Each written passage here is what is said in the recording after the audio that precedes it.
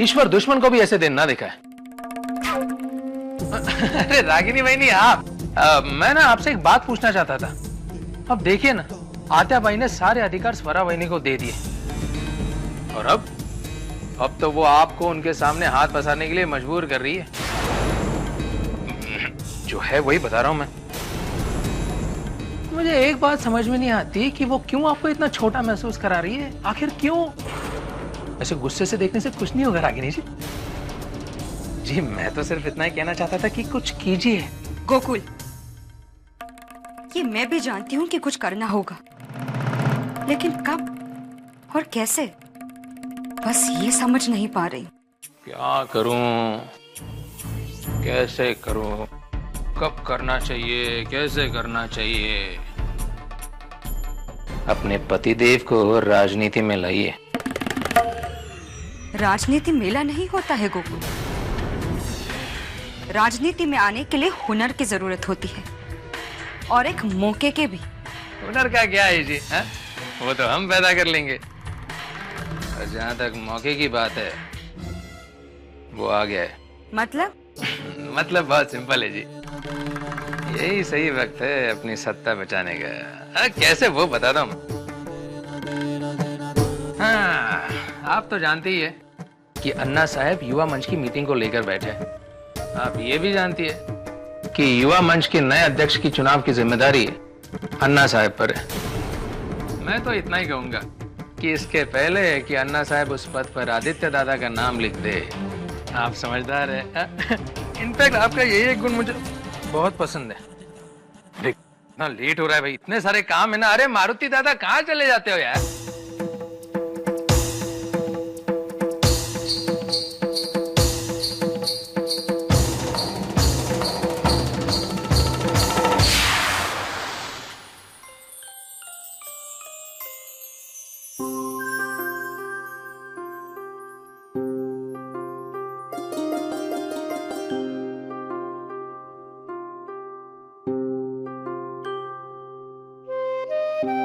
Earring तुम पे कितनी प्यारी लग रही है। आदित्य भाजी देखेंगे ना तो फ्लैट हो जाएंगे।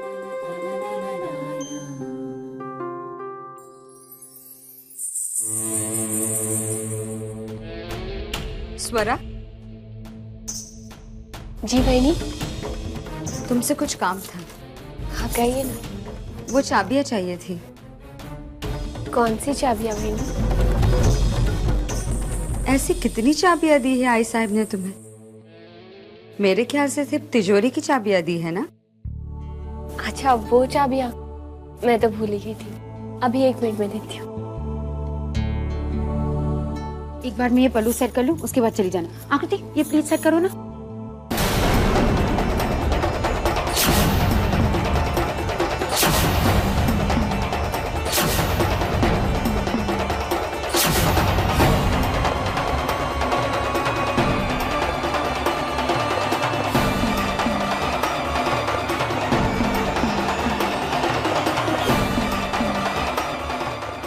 ये लीजिए।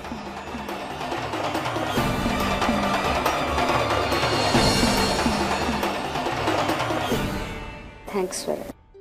माफ करना बहनी, वो भूल गई थी मैं। आदत नहीं है ना मुझे। कोई बात नहीं स्वरा, थैंक्स।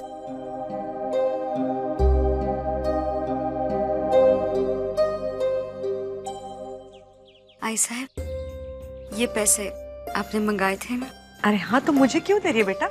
अक्षर को दे देना, वो दे देगा जिसे देना है। जी आई साहब। क्या कहूँ मैं आपसे, जब से स्वरा इस घर में आई है मेरी सारी चिंता दूर हो गई है। अभी 1 दिन भी नहीं हुआ उसे यहाँ आए हुए, लेकिन घर की छोटी से छोटी जिम्मेदारी भी उसने उठा ली है। सच कहूँ, इतनी शांति, इतना सुकून मुझे आज के पहले कभी नहीं मिला है। रागिनी बेनी, हाँ काम हो गया? हाँ, ये लो अक्षर। आई साहब ने ये पैसे तुम्हें देने के लिए कहा है अक्षर। Thank you Beni.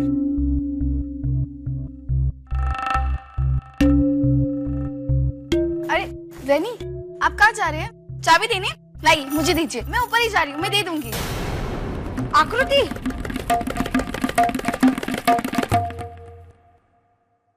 आप बैठिए ना, बैठिए। अरे आ गए आप। ये फूल ले आई आप। ठीक है, अब लाई हो तो रख दो, लेकिन आप एक काम कीजिए, आप 200 गुलाब के फूल मंगवाइए। स्वरा को गुलाब के फूल बहुत पसंद है, आज उन्हीं से पूजा होगी। मैं 1 मिनट में आती हूँ। देखा, अभी बहू को आए हुए 2 दिन भी नहीं हुए, उसकी हर पसंद नापसंद का ख्याल रखा जा रहा है। हाँ, ये तो होना ही था, आखिर बड़े बेटे की बहू है। वजह सिर्फ ये नहीं है, कारण कुछ और भी है। क्या? घर छोटा हो या बड़ा, सत्ता घर में उसी औरत की चलती है जिसका पति ज्यादा कमाता है। अब आयुष महीने में कितना कमाता है? 20 से 25 हजार रुपए। अरे आदित्य तो एक दिन में इतना कमा लेता है। फिर जाहिर है राज तो आदित्य राजे की पत्नी का ही चलेगा ना। हाँ, ये बात तो सच है, पत्नी की इज्जत बनती है पति के काम से और नाम से। अगर पति नकारा हो तो पत्नी चाहे कुछ भी कर ले, घर पर राज नहीं कर सकती। तभी तो रागिनी वहिनी का मान इस घर में एक दिन में ही कम हो गया। और पता है तुझे, ये तो घटता ही जाएगा, क्योंकि अन्ना साहिब ने आदित्य राजे को उत्तराधिकारी जो घोषित कर दिया है।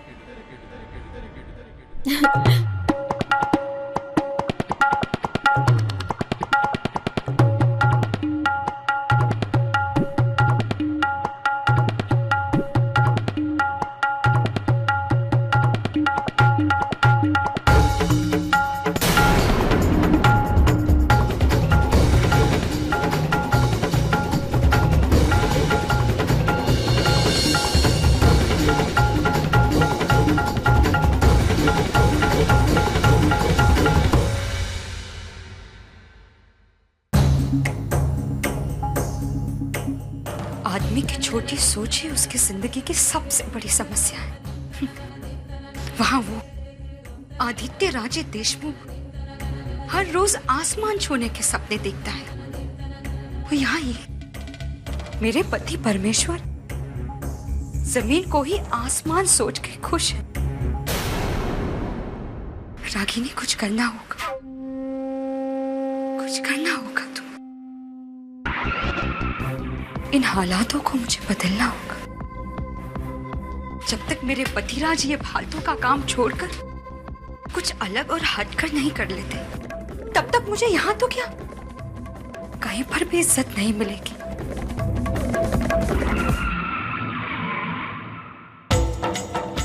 अगर मेरे पति को बदलना ही मुझे अपनी तरक्की तक ले जा सकता है, तो मैं आयुष को बदल कर रहूंगी।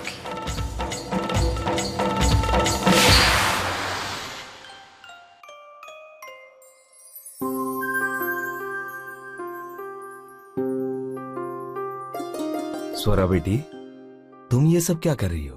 तुम बस बताओ कि क्या करना है, ये लोग सब कर लेंगे। कोई बात नहीं काका, मुझे ये सब अच्छा लगता है, मुझे आदत है। वो ठीक है बेटा, लेकिन तुम इस घर की बड़ी बहू हो। तो उस हिसाब से मेरी जिम्मेदारी तो और बढ़ती है ना। और वैसे भी काका, मेरी आई कहा करती है कि घर की लक्ष्मी रसोई में ही शोभा देती है।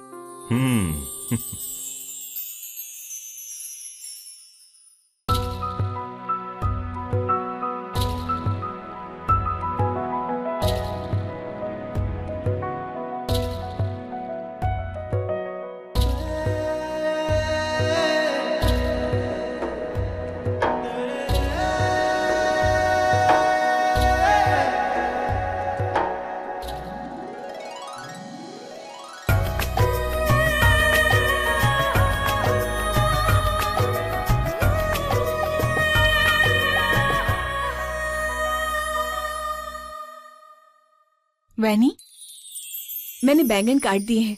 भाकरी जवार की बनानी है या बाजरे की? जवार की। मैंने आटा निकाल दिया। अच्छा।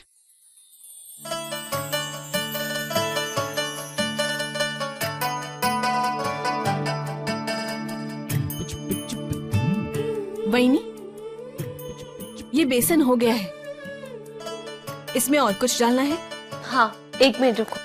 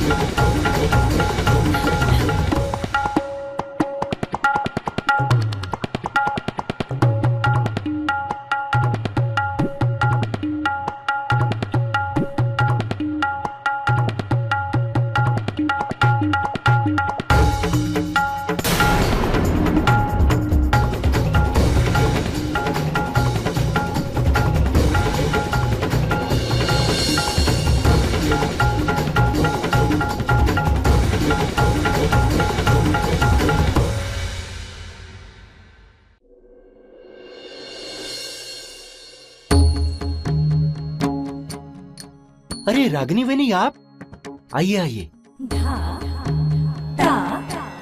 नमस्कार। नमस्ते, बैठिए। आपने आने का कष्ट क्यों लिया? मुझे बुला लिया होता। प्रिंसिपल साहब, अगर प्यासा कुएं के पास जाए तो ही शोभा देता है। काम मेरा था, इसलिए मैं खुद ही चली आई। अगर आपकी सारी फॉर्मेलिटीज हो गई हो तो हम कुछ काम की बात कर ले। जी जरूर। प्रोफेसर साहब, मेरा सिर्फ एक ही सवाल है आपसे। इस कॉलेज को सबसे ज्यादा ग्रांट किससे मिलता है? अन्ना साहब से। अन्ना साहब से। अगर उनकी बहू आपसे कुछ काम करने के लिए कहेगी तो वो आपका फर्ज बनता है ना? जी बिल्कुल, बताइए ना, आप क्या करना है? मेरे पति आयुष राजे देशमुख। जी, उन्हें कौन नहीं जानता। हमारी यूनिवर्सिटी के सबसे काबिल और होनहार इंग्लिश लिटरेचर के प्रोफेसर हैं। आप बताइए ना, उनके बारे में क्या करना है? उन्हें आप नौकरी से निकाल दीजिए।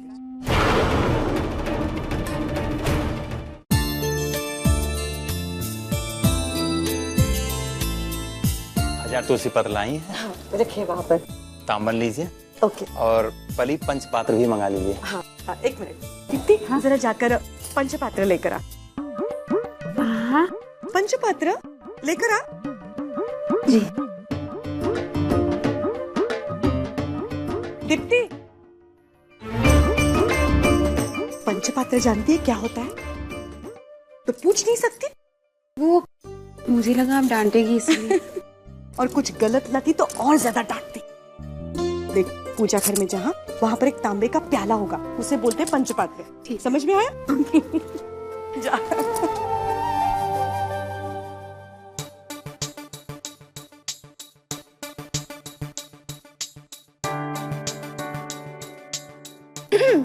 आइए दादा, वैनी को किचन में खाना बनाने की ट्रेनिंग दे दी आपने?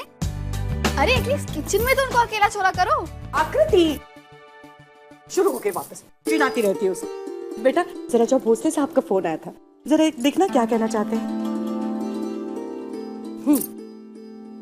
मंजुळा ताई, अरे नमस्ते नमस्ते मंजुळा ताई, नमस्ते परशुराम जी, कैसी हैं आप? आइए आइए आइए।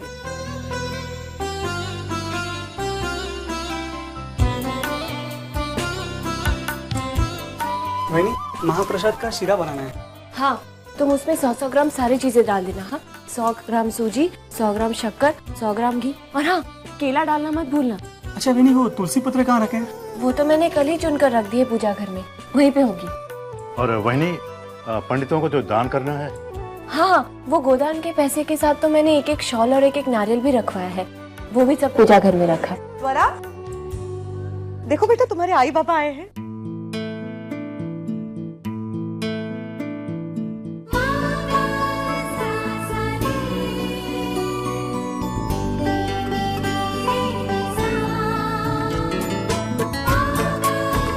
देखा मंजुळा ताई, आपके बेटे ने आते ही किस तरह से हमारे घर को संभाल लिया है। बेटा अब काम बहुत हो चुका, अब जाकर तैयार हो जाओ। तुम्हें और आदित्य को पूजा में बैठना है ना? मैं अब भी आई, आप लोग बैठो। जाओ बेटा, अब आइए, अब बैठिए ना। अरे यमुना मौसी, नमस्ते नमस्ते नमस्ते यमुना मौसी, बहुत दिनों बाद मुलाकात हुई। प्लीज आइए। आप दीप्ति, बेटा रागिनी कहाँ है? उसे बुला लेना। आई साहब, लेकिन रागिनी में तो घर पे नहीं है, वो बाहर गई है। बाहर गई है? हाँ। इस वक्त? ठीक है बेटा, इन्हें अंदर ले जाकर बिठा दो और इनके जलपान का प्रबंध कर दो। आइए आइए।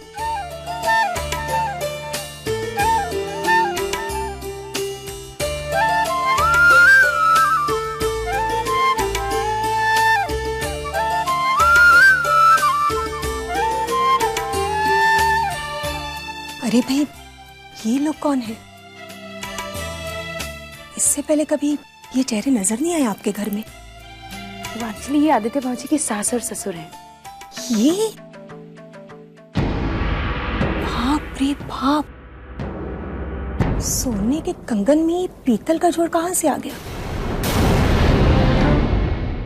अपनी हैसियत का कोई खानदान नहीं मिला क्या अन्ना साहिब को?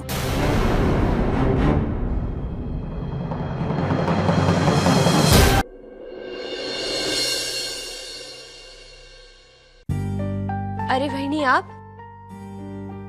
अंदर आइए ना।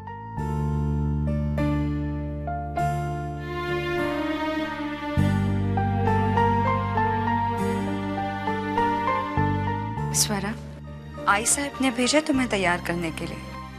अगर तुम्हें कोई एतराज ना हो। अरे कैसी बातें कर रहे हैं आप बहनी? आपके हाथों से सजना तो मेरे लिए बहुत खुशी की बात है।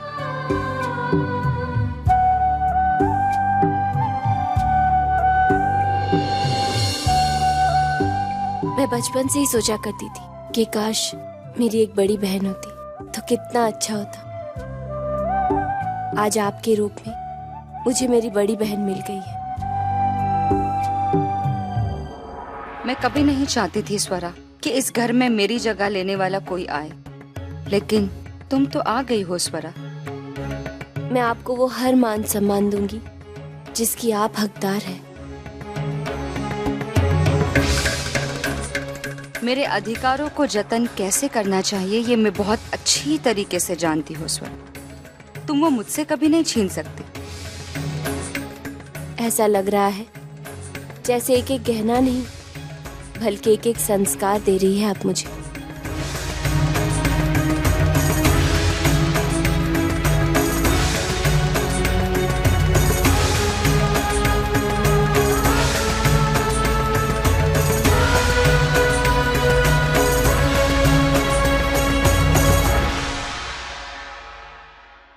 लो स्वरा, तुम्हारी औकात के गहने तुम्हें आज मैं पहना रही हूँ। ये जो कांच के टुकड़े हैं ना, इन्हें पहनकर खुश हो जाओ, क्योंकि इन कांच के टुकड़ों की तरह ही तुम्हारी बानी किस्मत है। मेरा एक जोर का झटका और तुम तो स्वरा, तुमने तो वो कहावत सुनी ही होगी, टूटे हुए कांच कभी जुड़ा नहीं करते। मैं भी तुम्हें कांच की तरह तोड़ दूंगी ताकि फिर तुम इस घर से कभी जुड़ ही ना पाओ।